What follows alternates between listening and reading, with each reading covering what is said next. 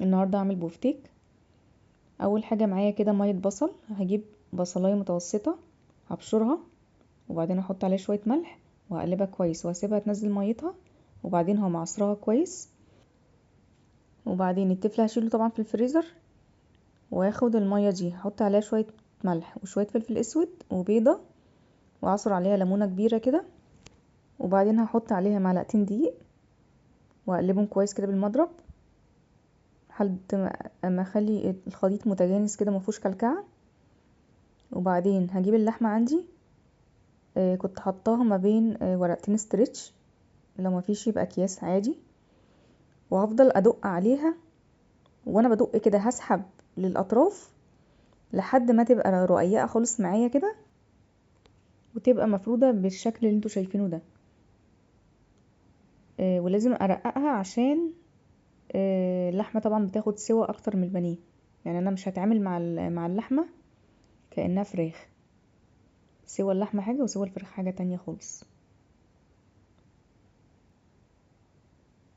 بعدين بقى هاخد كل قطعه كده وهغلفها كويس بالتتبيله دي، وبسيبها اطول وقت ممكن، ليله كامله ماشي. لو هتعملوها في نفس اليوم يبقى مثلا اقل حاجه 3 ساعات.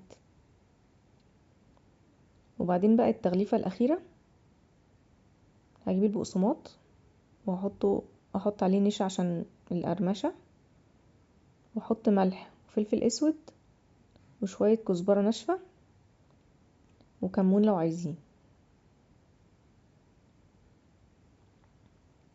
هبدأ اغلف كده كل قطعة. انا بحب دايما لما اكون بغلف بوفتيك او بانيه او سمك فيليه او اي حاجة، تبقى عندي ايد مبلولة بالتتبيلة والايد التانية بتبقى ناشفة وبحط بيها البقسماط، بحيث ان انا لو بليت ايدي كل شوية بالتتبيلة وبعدين احطها في البقسماط هيتكون على صوابعي طبقة كبيرة خالص كده، ههدر ياما وهتضايقني برضو، وهفضل كل شوية اشطف فيها وكده، فمفيش داعي يعني. هي ايد بتتحط في التتبيله بتتبل، والايد التانية بتغلف البقسماط وما بتلمسش السائل نهائي. وانا بغلف كده هضغط عليها كويس قوي. خلصت كده الكميه كلها وهبدا بقى احمر. بالنسبه للتحمير بقى، طبعا اللحمه بتكش جامد جدا زي ما انتم شايفين كده لما بتتحط في الزيت، وفي السوا عموما اي سوا اللحمه بتكش جامد، فهتبتدي تعمل فقاقيع كده او كور كده تقب كده من النص. لو مش عايزين تعمل المنظر ده يبقى زيت غزير بقى، او تعملوا زي ما انا بعمل كده. الحته اللي تقب معايا بنزلها بالمساكه بحيث ان هي تلمس الزيت السخن وتستوي معايا.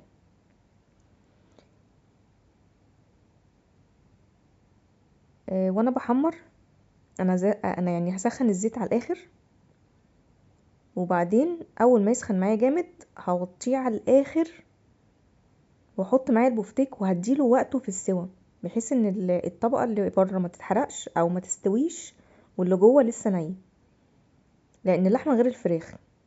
يعني البانيه عادي انا ممكن اعلي النار مفيش مشكله، بتستوي من جوه ومن بره مفيش مشكله، انما البفتيك حاجه تانية خالص، يعني بالرغم ان انا مرققاه بس هو برضو سواه مش زي الفراخ.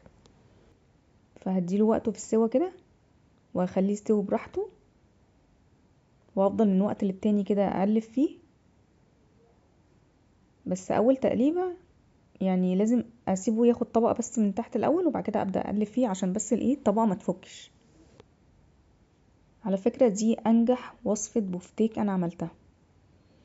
الاول بقى انا كنت بحط ميه البصل واتبل بيها البفتيك، وبعد كده بعد ما اخلص تتبيل احطه في دقيق وبعد كده بيض وبعد كده بقسماط، اجي بقى احمره الاقي فيه جراب طلع لي كده ملوش علاقه باللحمه خالص، افتح الجراب الاقي حته لحمه صغيره كده في النص. فدي كانت يعني كانت طريقه فاشله خالص يعني. بالطريقه دي انا هوريكم طبقه التغليف اللي من بره لازقه ازاي على اللحمه. يعني بصوا بتطلع بصعوبه جدا جدا، هي بتطلع باللحم. بصوا المنظر بس كده.